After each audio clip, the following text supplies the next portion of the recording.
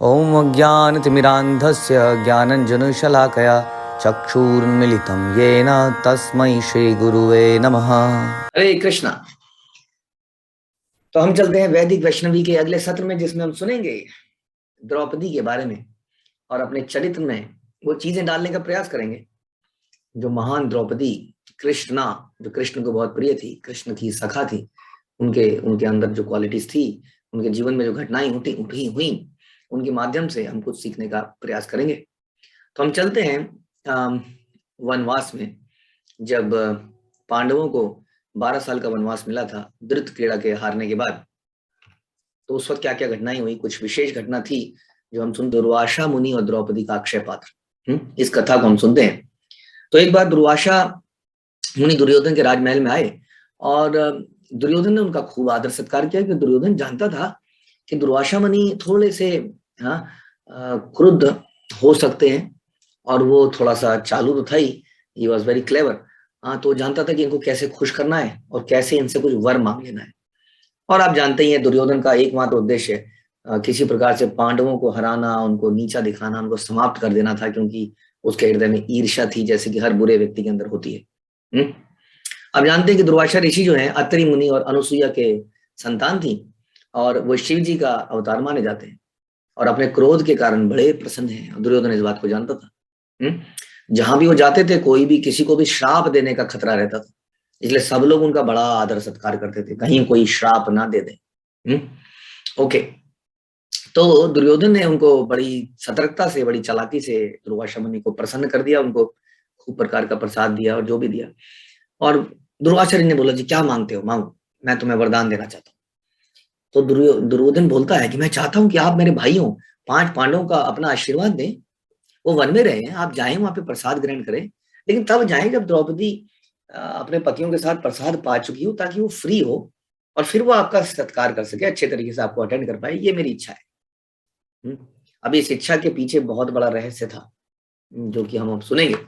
तो दुर्योधन की योजना थी कि दुर्वासा मुनि जो है पांडवों को श्राप दे। किस प्रकार से? क्योंकि द्रौपदी के पास अक्षय पात्र था। अक्षय पात्र के बारे में हम अभी सुनेंगे कि वो पात्र की क्या विशेषता थी। और वो पात्र ऐसा था कि जिसमें कितना भी भोजन बनाया जा सकता, सामग्री की आवश्यकता नहीं है। आपके घर में 100 लोग आए हैं, 100 का बन जाएगा, फिर 100 और आ गए, 100 का और बन जाएगा, फिर 100 और आ गए, 100 का और बन जाएगा। किसी सामग्री की आवश्यकता नहीं है। लेकिन तब तक वो भोजन बनाता रहेगा जब तक द्रौपदी ने भोजन ना कर लिया हो। द्रौपदी के खाने के बाद जब द्रौपदी उसको साफ करके रख देगी, तो अक्षय पात्र और भोजन नहीं बनाएगा। तो उसने सोचा कि बिल्कुल, उसने ऐसा बोला कि आप उन पे कृपा करने जाएं, उनके यहाँ भोजन करें, लेकिन तब करें जब द्रौपदी प्रसाद पा चुकी हो। इस प्रकार से कुछ समझाया होगा कि हाँ जी, तब तक तो बिजी होंगे बेचारे, आपको देख नहीं पाएंगे, गांव वन में है तो कैसे आपके वो करेंगे। तो थोड़ा बहुत, थोड़ा पूरे सब मॉर्निंग में, आपने कहे ना कई बार कि मॉर्निंग में मैं बहुत बहुत बिजी रहता हूँ जी, 11-12 बजे तक, तब तक उसके बाद हमसे जाएं तो आपको अटेंड कर पाएंगे, something he said, and he convince कर दिया दुर्वासा मुनि को। और उन्होंने सोचा कि जब वो जाएंगे दुर्वासा मुनि वहां पर, वो अक्षय पात्र भोजन नहीं दे पाएगा, तो दुर्वासा मुनि क्रोधित हो जाएंगे कि ब्राह्मणों का सत्कार तक नहीं कर सकते, थोड़ा सा कुछ प्रसाद भी नहीं दे सकते देने के लिए, ऐसे ऑफरिंग। अब वो जानते हैं जंगल में आदमी क्या ऑफरिंग करेगा, अक्षय पात्र का एकमात्र सहारा था। तो इस प्रकार से उसने एक पूरी चाल चली। तो हम देखते हैं कि जो ईर्ष्यालु होता है वो हर चीज में यही सोच रहा होता है, इस प्रकार वो अपने को समाप्त कर रहा होता है। तो एनीवे, अक्षय पात्र के बारे में थोड़ा और सुनते हैं कि अक्षय पात्र दो शब्दों से बना है, अक्षय और पात्र। अक्षय मतलब जिसमें क्षय ना हो, कभी समाप्त ना हो, और पात्र मतलब बर्तन। एक चमत्कारी बर्तन था जो द्रौपदी को सूर्यदेव ने, बेसिकली युधिष्ठिर महाराज को सूर्यदेव से प्राप्त हुआ था। और जैसे हमने बताया, ये तब तक भोजन देता था जब तक द्रौपदी भोजन न करे। ओके, यानी कि द्रौपदी के भोजन करने से पहले पांडव उस अक्षय पात्र की कृपा से सारी पृथ्वी को भोजन करा सकते थे। इतना अनलिमिटेड वो बना सकता था। और इसका बैकग्राउंड है एक कथा, जिसमें कि जब पांडवों को वनवास हो रहा होता है, तो वनवास में वो जा रहे होते हैं राज्य छोड़कर, खांडव प्रस्थ छोड़कर। तो जो, क्योंकि वो बड़े संत व्यक्ति होते हैं, भगवान के बहुत प्रिय होते हैं, भगवान के प्रिय होने के कारण वैष्णव लोग, ब्राह्मण लोग भी ऐसे लोगों के बड़े प्रिय होते हैं, बड़ा अटैचमेंट होती है, वो जहां चाहते हैं वहीं वो वैष्णव भी साथ में जाना चाहते हैं। तो इसी प्रकार के उस देश के जितने भी ब्राह्मण थे, या जितने भी उन्नत ब्राह्मण थे, वो उनकी इतनी अटैचमेंट थी युधिष्ठिर महाराज के लिए कि वो युधिष्ठिर महाराज के साथ साथ ही चल पड़े वनवास में। हाँ, और काफी दूर तक गए और एक समय के बाद उन्होंने उन्हें गंगा जी में रात रात भी बिताई। और अगले दिन युधिष्ठिर महाराज ने कहा कि आप प्लीज चले जाइए, क्योंकि मैं अब एक बेफिक्र से भिखारी हूँ, मैं जंगल में हूँ, मैं राजा नहीं हूँ, मैं आपकी खाने की व्यवस्था कैसे करूंगा? आप ब्राह्मण हैं, मेरा ये धर्म है क्षत्रिय का कि आपकी पूरी व्यवस्था करूं, आपको प्रसाद खिलाऊं, I am unable to do this, तो आप कृपया करके वापस चले जाइए। बड़ा प्रार्थना करते हैं, लेकिन उनकी अटैचमेंट इतनी जबरदस्त थी, वो वापस जाने को तैयार नहीं थे, वो मर जाना चाहते थे ना। यही रियल में एक पहचान है अटैचमेंट की। तो युधिष्ठिर महाराज कहते हैं मेरे स्नेह के कारण आप आए हैं, मुझे बड़ा दुख लगेगा, ऐसा कहकर रोने लगे। लेकिन ब्राह्मणों ने कहा तुम चिंता मत करो, हम अपने भोजन की व्यवस्था अपने आप कर लेंगे। हाँ, ऐसा ऐसा वो कह रहे हैं, वो जाने को तैयार नहीं हो। तभी उनमें से एक बड़े समझदार पुरोहित थे, उनका नाम था धौम्य ऋषि। तो धौम्य ऋषि ने युधिष्ठिर ने धौम्य से पूछा कि मैं इन ब्राह्मणों की व्यवस्था कैसे करूं, ये तो जाने को भी तैयार नहीं है। हाँ, यानी कि वो फिर भी अपना ही कर्तव्य समझ रहे थे। जैसे कि एक अगेन संत पुरुष एक वैष्णव समझता है, वो अपनी जिम्मेदारी से कभी नहीं भागता और अपने अपने साथ आए हुए लोगों के लिए वो समाप्त भी हो जाना चाहता है, अपना सब कुछ देने के लिए न्यौछावर रहता है।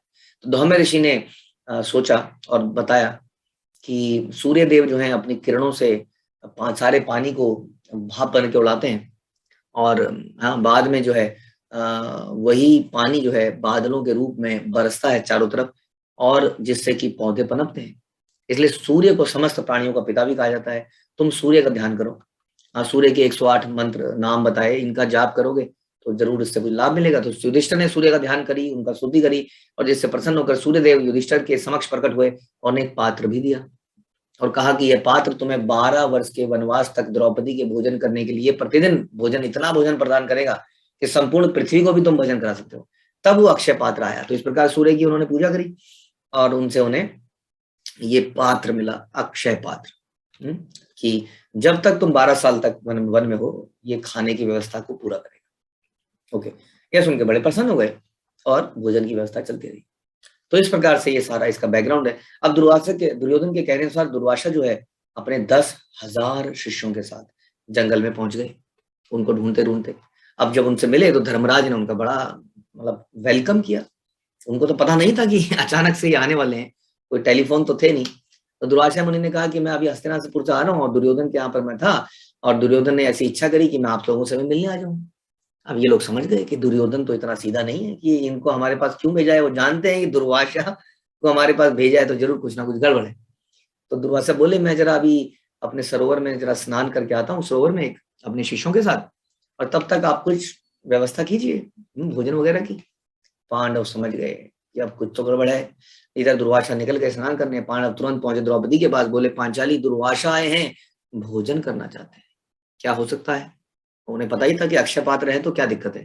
पांचाली ने कहा कि अब तो मैं भोजन पा चुकी हूँ, भोजन के पात्र को धो चुकी हूँ, अब कुछ नहीं हो सकता। पांडवों ने कहा यदि हमने उन्हें भोजन नहीं कराया है पांचाली तो हमें श्राप दे देंगे, हम समाप्त हो जाएंगे। यह सुनकर पांचाली ने कृष्ण को पुकारा, हे कृष्ण, हे दयामय, हे केशव, कृपा करो। और यह सुनते ही, क्योंकि कृष्ण बड़े उनके प्रिय थे, तुरंत वहां पहुंच गए और पांचाली से कहा, हाँ, कुछ और नहीं कहा, सीधे बोले, हे कृष्ण, मैं बहुत दूर से आया हूँ, बहुत थका हुआ हूँ, बहुत भूख लगी है, मुझे कुछ खाने को दो। अब पांचाली तो अपनी प्रॉब्लम लेके बैठी है, खाने को लेकर ये कह रहे हैं कि मुझे खाना दो। तो वो कहती है आप जानते तो हैं कि विप्रवरों को भोजन कराने के प्रदान करने के लिए सूर्यदेव ने ये पात्र दिया था, जिससे हमें अलग अलग प्रकार का भोजन मिलता है, लेकिन जब मैं भोजन कर लेती हूँ उसके बाद ये पात्र देता नहीं है। मैंने भोजन कर लिया है, धोकर रख दिया है, मैं क्या करूं? यही तो प्रॉब्लम बतानी थी आपको और आप अपने लिए मांग रहे हैं। लीलापति भगवान ने और कुछ सुना ही नहीं, वो भी सुनने के मूड में नहीं थे। उन्होंने कहा मुझसे मत बताओ ये सब, मजाक मत करो, मैं कुछ नहीं जानता, मुझे भूख लगी है, मुझे कुछ जल्दी से खिलाओ। बहुत ही आपस में प्रेम संबंध था। द्रौपदी ने कहा, हे केशव सुनिए, आपसे पहले यहाँ दुर्वासा मुनि ऑलरेडी आए हुए, 10,000 लोगों को लेके, जानते हैं आप, और भोजन की व्यवस्था करनी है। अब आप बताओ क्या करूं मैं से? यहाँ आप भोजन मान रहे हो, वो तो उनको तो भोजन नहीं दिया तो हमको श्राप से भस्म करके मार ही देंगे। ये मेरी समस्या को सुनिए और मेरी रक्षा कीजिए। अब कृष्ण कुछ और ही मूड में है, वो सुनने को तैयार नहीं है प्रॉब्लम क्या है। वो कह रहे हैं सब कुछ छोड़ो, I don't know what are you saying, मुझे नहीं पता आप क्या कह रही हो, मुझे तो भोजन चाहिए। वो पात्र लेके आओ जरा जिसमें तुमने बनाया है, देखें तो जरा। द्रौपदी ने कहा ठीक है जी, ले लो। द्रौपदी ने दिखाया, देखो सब खाली हो चुका है, देखो मैंने धो दिया है। हाँ, अब भगवान की ऐसी लीला थी, भगवान ने उस पात्र को देखा और धुले हुए पात्र में देखा एक चावल का दाना चिपका हुआ था। तो भगवान ने उस दाने को उसमें से निकाला, उसको मुंह में डाला, और जैसे ही मुंह में डाला पात्र फिर से भोजन से भर गया। अब भगवान ने सहदेव को बोला कि तुम जाओ जरा उन ऋषियों को बुला के लाओ, वो जंगल में स्नान करने। लेकिन जैसे ही यहाँ कृष्ण ने मुंह में डाला, वहां पर उन ऋषियों का उदर भगवान के मुंह में डालते ही सारा पेट उनका भी भर गया और उनको खट्टी डगारें आने लगी। उन्होंने सोचा कि यार युधिष्ठिर महाराज ने भोजन की व्यवस्था कर ली होगी, हमें तो बिल्कुल भी भूख नहीं लग रही है। और युधिष्ठिर महाराज जो है बिल्कुल भगवान के सच्चे भक्त हैं, धर्मनिष्ठ हैं, अगर उनको मतलब बुरा लगा, उनको बुरा लग गया तो हमारा ही अनर्थ हो जाएगा। अब वो डरने लगे। हाँ, तो उन्होंने सोचा कि पहले भी ऐसा हुआ था, एक भगवान के बहुत अच्छे भक्त अम्बरीश महाराज को मैंने थोड़ा सा गड़बड़ हुई थी, जानते ना आप अम्बरीश महाराज को, दुर्वासा ऋषि आए थे उनके घर में और अम्बरीश महाराज ने एकादशी का पारण करना था, उन्होंने थोड़ा सा जल ले लिया और उस पर दुर्वासा मुनि ने उनको मारने के लिए एक भृत्या, एक राक्षसी को पैदा कर दिया और भगवान के सुदर्शन चक्र ने उस राक्षसी का अंत कर दिया और दुर्वासा ऋषि की पीछे पड़ गया। तो ये घटना उन्हें याद थी कि एक अगर भगवान के किसी भक्त को दुख पहुंचा दिया तो गए काम से। तो ये सोचकर उन्होंने सोचा कि अब ऐसा नहीं करना चाहिए, तुरंत वहां से निकल लिए। अब सहदेव ने लौटकर बताया कि सरोवर में तो कोई भी नहीं है। अब पांचों पांडव चिंता में पड़ गए थे कि अगर अरे ये तो रात को अगर आ गए तो अब क्या होगा, अचानक से कभी भी आ जाएंगे ये तो। तब दुर्वासा मुनि के बारे में श्री कृष्ण ने कहा, डोंट वरी, वो अब लौट कर नहीं आएंगे, ये सारी चाल दुर्योधन की थी। हाँ, उसने ऐसा दुर्वासा से वरदान लिया था, हाँ, कि जब तभी आए जब पांचाली खा चुकी हो, अब इस संकट का निवारण हो गया है, डोंट वरी। इस प्रकार से भगवान ने कैसे अपने भक्तों की पद पद पर रक्षा करते हैं, उन भक्तों की जो उन पर टोटली डिपेंड करते हैं हर प्रकार से, रक्षा के लिए भी, मारो भी राखो भी, जो इच्छा तुम्हारी। हाँ, और तब भगवान इस प्रकार का रेसिप्रोकेशन करते हैं। इसके लिए काफी सरेंडर, आत्मसमर्पण चाहिए, जो कि हमें पांडवों की लाइफ से मिलता है। तो इस प्रकार से द्रौपदी का चरित्र यहाँ पे दिखता है कि किस प्रकार से द्रौपदी कृष्ण की कितनी प्रिय थी कि बार बार उनके बुलाने पर कृष्ण तुरंत आ जाते थे, कितनी उन पर डिपेंडेंट थी और कितना उनके साथ कृष्ण का जो है साख्य रस देखने को मिलता है। हाँ, तो अद्भुत कैरेक्टर है द्रौपदी, इनके बारे में बहुत कुछ और भी अभी सुनते हैं। तो अब कथा आती है जयद्रथ। तो जयद्रथ जो थे सिंधु नरेश थे और वृद्धास्त्र का पुत्र था। वह 100 कौरव भाइयों की एकमात्र बहन दुश्शला का पति था। तो 100 कौरव भाई थे, आपने सुना ही है। 100 कौरवों की एक बहन भी थी जिसका नाम था दुश्शला, उसका पति था। जिस प्रकार उन सारे 100 भाइयों का दामाद था। अब दुश्शला कौरवों के साथ साथ पांडवों को भी बहुत प्रिय थी। ये जो बच्ची थी पांडवों को बहुत प्रिय थी, तो इसलिए वो सभी के लिए प्रिय थी, कौरव पांडव। और कुरुवंश का दामाद होने के कारण जयद्रथ को बहुत सम्मान मिलता था। हाँ, पूरे पांडव और एक तरह से कौरव सबका एक प्रकार से दामाद था। इतना सब होते हुए भी वह अज्ञानी और अधार्मिक था। उसका आचरण बड़ा ही अनैतिक था। जयद्रथ को ये वरदान प्राप्त हुआ था, उसका वध कोई साधारण व्यक्ति नहीं कर सकता। उसके वध के लिए एक स्पेशल रिक्वायरमेंट थी, जो कि हम कभी सुनेंगे। इस प्रकार वह सब प्रकार से एक बार वो सब प्रकार से सज धज कर अपने विवाह के लिए जा रहा था, शाल्व देश की ओर जा रहा था, और रास्ते में उसने द्रौपदी को देखा। और ये वनवास के समय है जब पांडव लोग वन में थे। तो जब द्रौपदी को उसने देखा तो उनसे मंत्रमुग्ध हो गया। उसने देखा कि वहां पर कोई भी नहीं है, तो पांचों पांडव जो है आखेट के ले गए हुए थे, और वहां आश्रम में केवल द्रौपदी थी और साथ में धौम्य मुनि थी और एक दासी थे, यही लोग थे। तो जयद्रथ देखते ही मंत्रमुग्ध हो गया, जैसे कि कोई भी लस्टी व्यक्ति होता है किसी स्त्री को देखता है तो ऐसा ही हो जाता है। या कई बार कोई स्त्री भी किसी पुरुष को देखकर ऐसा उसके अंदर फीलिंग्स आ जाती है। हम सुनते हैं द्रौपदी का कैरेक्टर कैसा था यहाँ पर। तो उसने अपनी सेना को वहीं पर रोक दिया जयद्रथ ने, और अपने उनके साथ एक राजा थे कोटि कास्य, हाँ, कोटि उनके मित्र समझ लीजिए। तो कोटि कास्य को उन्होंने भेजा कि जाइए जरा पता लगाइए कि कौन है ये कन्या और कहाँ रहती है और क्या है इसका बैकग्राउंड, और मतलब पर्पस क्या है इसका यहाँ पे होने का, इतना सुंदर स्त्री जंगल में क्या कर रही है। तो उन्होंने कहा कोटि जरा जाओ और पता लगाओ ये कौन है, क्या ये मुझे मिल सकती है। अगर ये स्त्री मुझे मिल जाए तो मुझे शाल्व देश जाके शादी करने की क्या आवश्यकता है। तो मित्र की बात मानकर कोटि कास्य ने द्रौपदी के पास जाकर मधुर शब्दों में अपना परिचय देकर पूछा।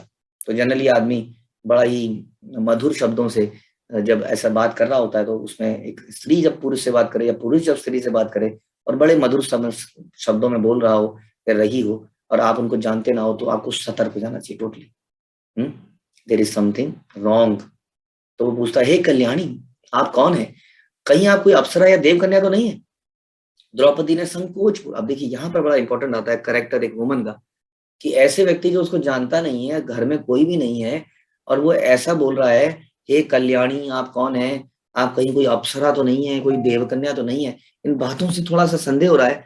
हाँ, इस प्रकार से कोई यदि किसी के सौंदर्य की बारे में बोले या आपका गुणगान करने लग जाए अकस्मात ही, तो कुछ प्रॉब्लम है।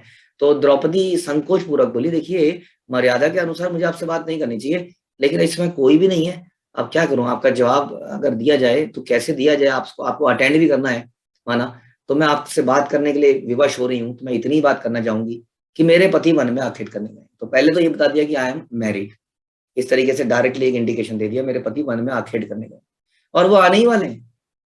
अतः मेरे आपसे निवेदन है कि आप उनका आतिथ्य स्वीकार करके यहाँ से प्रस्थान करें, तब तक आप कुटिया के बाहर बैठे, मैं अंदर प्रसाद बनाती हूँ। एक तरह से, क्योंकि कोई सभ्य मत भी हो सकता है, अभी टोटली क्लियर नहीं है, तो उनसे बात भी नहीं करी उनको ज्यादा, वो भी नहीं किया, उनको बोला आप बाहर वेट कर लीजिए, अगर करना है तो मैं अंदर व्यवस्था करती हूँ, मेरे पति अभी आते ही होंगे।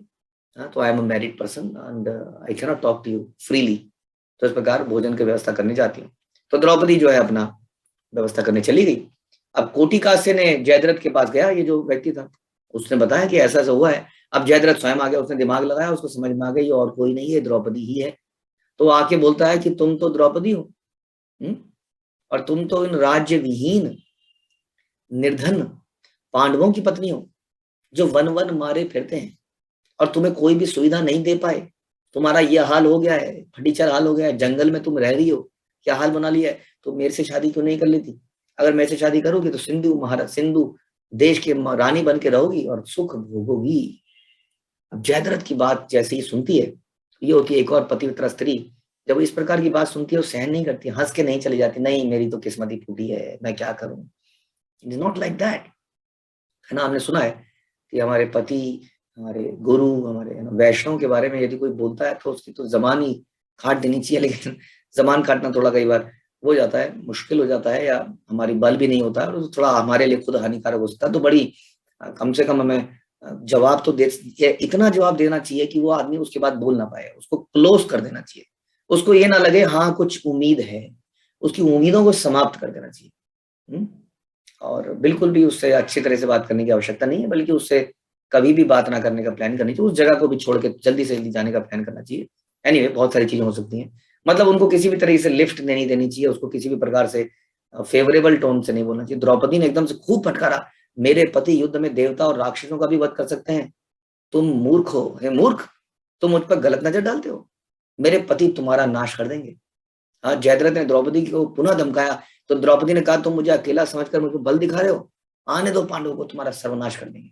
अब जयद्रथ ने द्रौपदी को पकड़ने का, जबरदस्ती करने का प्रयास किया, पकड़ने का प्रयास किया, तो पंचाली ने उसे धक्का दे दिया। अब उसको समझ नहीं आ रहा था कि क्या करूं, उसको लग रहा था कि मामला खराब हो जाएगा, I will not be able to protect myself, मैं अपने आप को बचा नहीं पाऊंगी। उसने बड़ी समझदारी से काम लिया, उसने धौम्य ऋषि के चरण को पकड़ा, उनका आशीर्वाद लिया और खुद ही चलने को तैयार हो गई। ये सोच के था कि ये जबरदस्ती कुछ ना करे, ये वेट करे कि हम महल में जाके शादी करूंगा। तो उसने एक तरह से बोला, साथ में रथ पे चले गई अपने आप, और जयद्रथ को बड़ा खुश हो गया, इसलिए मान गई है और रथ पे ले चला। उसका द्रौपदी को पता था कि जैसे ही पांडवों को पता चलेगा इसका सर्वनाश कर देंगे, तो उस उतना समय वो प्राप्त करना चाहती थी, समय लेना चाहती थी।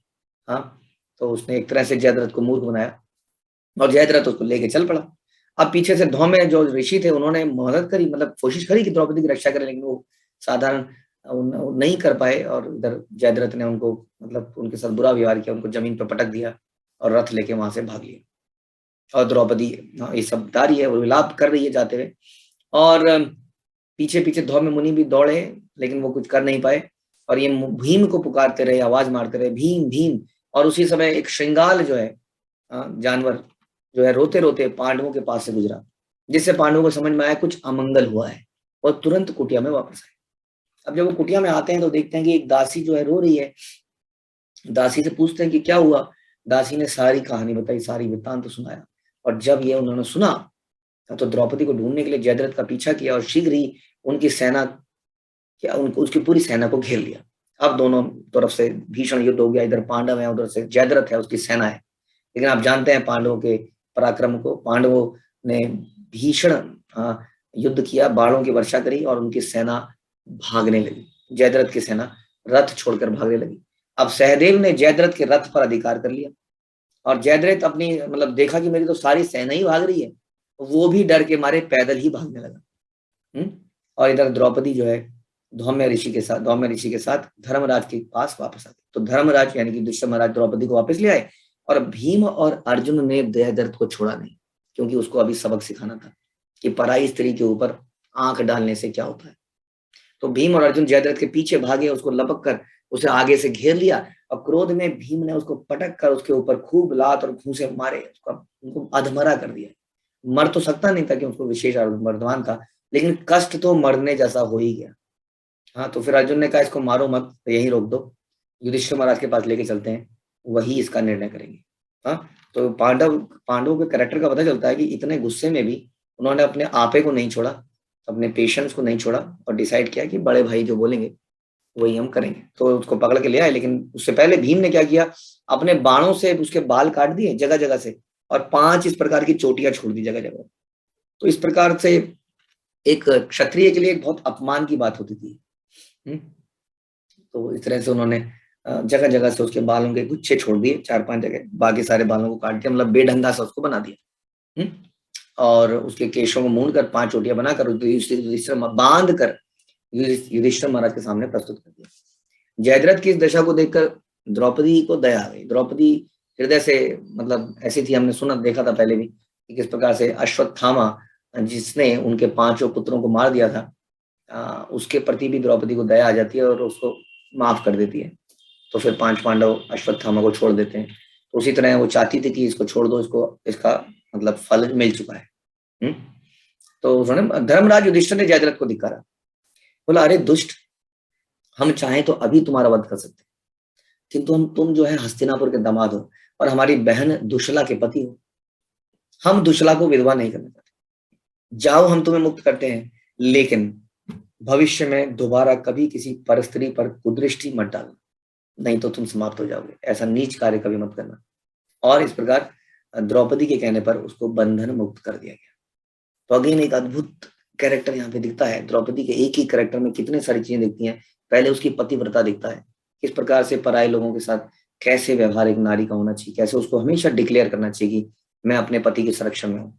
ऐसा नहीं है, आजकल हम देखते हैं कि माताएं सिंदूर तक नहीं लगाती हैं तो जरा सा एक ऐसा डॉट की इसको पता ही ना चले कि विवाहिता है कि नहीं। वास्तव में विवाहिता स्त्री के कुछ लक्षण हैं जो कि दिखने चाहिए ताकि लोगों को भी लगे कि ये विवाहित है। आजकल लड़कियां ऐसा बन के रहना चाहती हैं कि कहीं से पता ना चल जाए कि मैं मैरिड हूँ, मेरी उम्र का ना पता चल जाए, कंवारी बन के दिखती रहें। ये अच्छी बात नहीं है, एक तरह का व्यभिचार है, वैश्यावृत्ति है। हमें हमेशा लगना चाहिए कि हम किसी के पति के हैं। जब एक संसार में कोई नारी ऐसा लगता है ना किसी की पत्नी है, तो देखने वालों की नजर बदल जाती है 90% लोगों की। कुछ तो ऐसे लस्सी लोग होते हैं जिनका दिमाग फिर भी खराब ही रहता है। इसलिए स्त्री को बड़ा ही ऐसा रहना चाहिए कि किसी को अट्रैक्ट ना करे वो अपनी अदाओं से, अपनी बोली से, अपने किसी भी चीज से किसी को बिविल्डर ना करे, किसी का आचरण में गिरने का कारण ना बने। क्योंकि मेल जो है, मेल कैरेक्टर अक्सर इन चीजों में फंस जाता है। तो स्त्री का भी कर्तव्य है कि इस तरह से आचरण रखे कि किसी को गलत तरीके से अट्रैक्ट ना कर ले। तो द्रौपदी ने ये कैरेक्टर दिखाया। उसके बाद एक अद्भुत कैरेक्टर दिखाया समझदारी का, कि किस प्रकार उसकी पतिव्रता भंग ना हो जाए, उसका सतीत्व भंग ना हो जाए, इसलिए बड़ी समझदारी से उसने थोड़ी देर के लिए रथ में जाने का अपने पतियों पे दिखाया कि ये मेरे को बचा ही लेंगे, नहीं तो जयद्रथ वहीं पर है ना कुछ बदतमीजी कर सकता था। और उसके बाद में उसको क्षमा भी कर दिया।